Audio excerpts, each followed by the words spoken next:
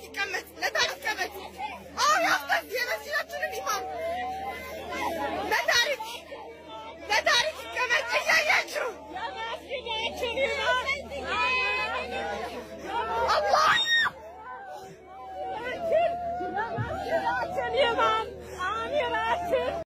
وإنا إليه راجعون.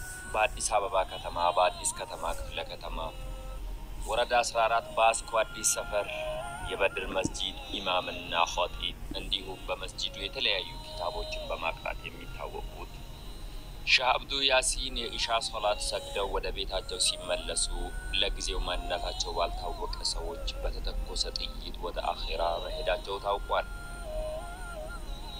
شاه عبدو ياسين بطيئت كتمتو بوهالا هسبيتال لحكمنا بيوسدو يوتاجو ماترفال تجالا ቆይ ግን እኔም ብለው እኚህ አባት እኚህ አዛውንት ምን አይነት ጡንቻ ምን አይነት እጅ ነው እንደው አንስቶ በጭካኔ የሚገላቸው ሱብሃንአላህ ወላሂ በጣም የሚያሳዝን በጣም ልብ የሚሰብር እንደው ሀገራችን አሸማርከፉኒ ነገን ዋቂስኒ ፋባየቱ ጅርጅርቱ ንዘራ ነጋኪ የገለታ ዋቂዬ egar ammo baay'ee waan nama gaddisiisu yookiin immoo baay'ee namatti dhagahama jechuudha. Haalli biyya keenyaan dhugaa dubbachuuf hedduu ulfaata. Akkuma argaa jirtanii akkuma dhagaa jirtanis dargaggeessi kuni sheekaa ajjeese jechuudha. Magaalaa Finfinneetti jedhanii inni gabaasee jira. እንግዲህ ajjeechaan addisii miti genne baay'ee ulfaata dhugaa nama guddaa yookiin immoo nama baay'ee dadhabanii nama kana ajjeesuun baay'ee isaanifillee gaarii miti nama ajjeesus jammar gaarii miti waaqayyoon lubbuunaa nuuf haa kennu እንግዲህ dhokaasni banameetu gaafa sagadanii deebi'anii sodaatanii deebi'anuu gara mana isaaniitti yeroo galanii ajjeesanii jedha akkuma intini viidiyoo irratti argitanii gara manaatti gaafa galuudha deeman ajjeefame jechuudha ajjeefamanii waaqayyo lubbuu isaanii amaaru hedduu nama gaddisiisa dhugaa dubbachuuf baay'ee kana manan jedhanii nama gaddisiisa gadda honnee nama cabsuudha haalli biyya keenya hedduu takka ulfaachaa deemaa hedduu takka dhugaa dubbachuuf baay'ee nama jedhamne nama gaddisiisa jechuudha እንግዲህ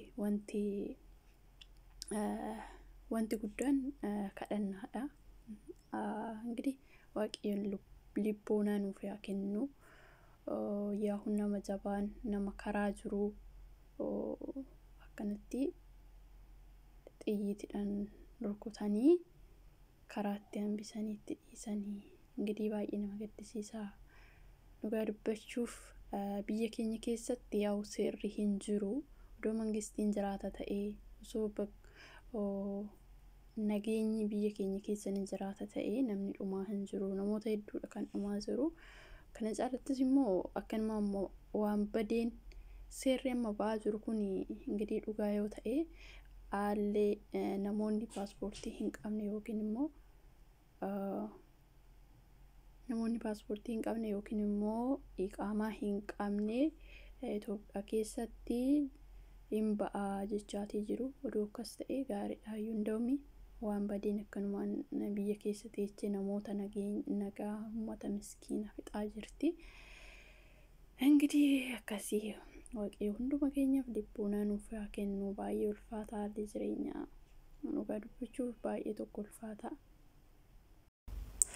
እንግዲህ akkasii waaqayyoon biyyi keenya nagaa nuuf haa godhu jenna እንግዲህ baay'ee ulfaataa haalli jireenyaa እንግዲህ biyya keenyatti waan hundaafuu biyya Itoophiyaa waaqayyoon nuuf haa yaadatu malee dhugaa dubbachuuf yeroo ammaa kanatti baqa guyyaa namoota miskiina homaa hin beekne qotee bulaarratti wanti akkana raawwatamaa kan jiru baay'ee ulfaataa dhugaa dubbachuuf waaqayyoonis immoo lubbuunaa isaaniif haa kennu warra akkas gochaa jiran kana warroota miskiina anumaan beeknaan waa tokko politikaa ምናምን ናሳ hin beekne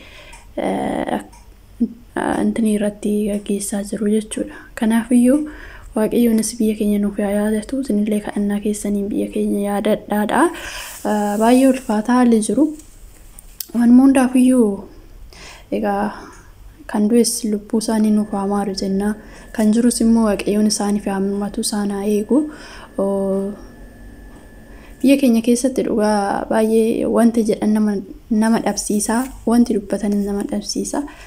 Kan itti iyyatan hin jiru waaqayyo malee. Waaqayyoonis immoo gidi harka isaa irra nu bal'isee isaanaa eegu. Inni akkanii jechuu barbaadee dhugaa dubbachuuf baay'ee waan onni nama cabsuudha. Guyyaa ayyaanaati. Kana dhaga'uu jechuun nama jabaa ofiifuyyuu of danda'aniitoo deemaniitoo galuu kan hin dandeenye. Amma isaan faan polotikaa haasa'aniiti miti. Nama masjiidatti sagadee deebi'uudha. Nama waaqayyoon isaanii galateeffatee deebi'uudha. Isaan garuu ka hojii hin qabne seexannaan sammuurra guute kan ajjechaa namaa kan dhiiga namaa taa'anii dhuganiidha. Ingidihi waaqayyoon lubbuuna hunduma keenyaaf yaa kennu. Warroota akkanaatis immoo waaqayyoonis ilaalu. Ingidihi wanta jedhan nama dhabsiisa. Dhugaa dubbachuu wanta dubbatan nama wallaalchisa. Wanti godhanii hin jiru. Baay'ee ulfaata. Guyyaa guyyaadhaan dhiigni uummata keenyaa akkanatti dhangala'aatii jira. Guyyaa guyyaadhaan uummata walloo eecha kan jedhamu baqa guyyaa guyyaadhaan yookaan balaa konkolaataa yookiin immoo kan baqa guyyaa guyyaadhaan namni osoo hin du'in ooletis hin bulu. Baay'ee ulfaata. Dhugaa dubbachuuf hedduu nama gaddisiisa. Wanti godhan hin jiru. Ingidihi macheem kan du'e wajjin du'anii. Nutis guyyaa eeggannee tumaa taraa eeggannee dhaqna. Baay'ee ulfaata. Maaliif jennaan amma fakkeenyaaf warri dargaggootaa kun amma jaarsa kan maal godhe jedhaniitu mee maal balleessi jedhaniitu dhugaa dubbachuuf hedduu nama gaddisiisa. Dhugaalli biyya keenya baqa sina siraata dhabee jira. Baqa oduu mangistiin jiraatee sina siraata dhabaa namni nama najjeesu baqa maal jedhee isinitti hima. Dhugaa dubbachuuf hedduu ulfaata. Hedduu nama jedhamne ulfaata. Waaqayyoon nuuf haa mirmatu. Wanta jedhan nama wallaalchisa. Waan hundaafiyyuu maal jennaa waaqayyoon keenya kadhannaa fi hanga lubbuudhaan jirrutti waaquma kadhachaatuma jiraanna malee namas baqa namnis uumaa wanta walii dhaga'uu fi miti wanta waliif galuu si miti. Ingidihi waaquma eeggachuudha kan danda'u hundumaayyuu isa waan ta'eef. Annaa kana isiniin jedha baay'ee nama gaddisiisa. Hedduu takka dhugaa dubbachuuf hedduu takka hin gaddeeni. Macheem maal godhu hundumaayyuu harka isaa jira. Kan abbaan murtiitis isuma. Isaan immoo hidhaniitis nama ajjeesee oduu seera adabbii cimaa itti kan godhan ta'e namni nama ajjeesu har'a baqa hidhaa keessa waggaa 15 gaafa idimee itti murteessan waggaa 3-4 hidhanii gad lakkisu. Namoota hedduudhaan akkasitti ba'aa jiru. Uumaa waa tokko faayidaarra nu oolchine nama ajjeese akkasitti ba'aa jira. Kanaafiyyuu idimee sitti faradamuu maalis jedhamu ingidihi dhuma kana ta'a.